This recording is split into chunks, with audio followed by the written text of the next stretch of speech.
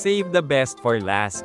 Ito na lang talaga ang masasabi mo sa huling team performance ng Team Jong, Jackie at Sean.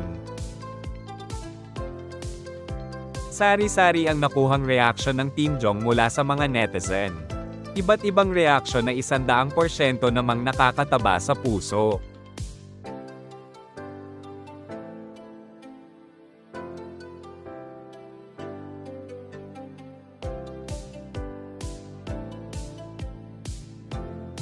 Kakaibang tema naman ang tinalakay ng team na napapanahon ngayon kung saan tungkol ito sa mental health. Ng aking araw ng kadiliman, puso ko'y may mabigat na nararamdaman.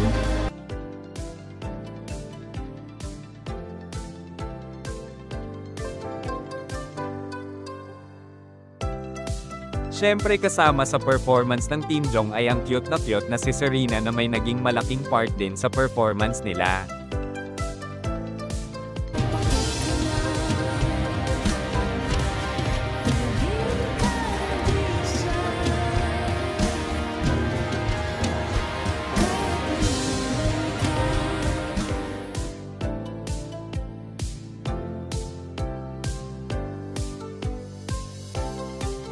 Bukas malalaman natin kung sino ang magwawagi sa lahat ng mga grupong nag-perform mula Lunes. Happy 15 madlang people!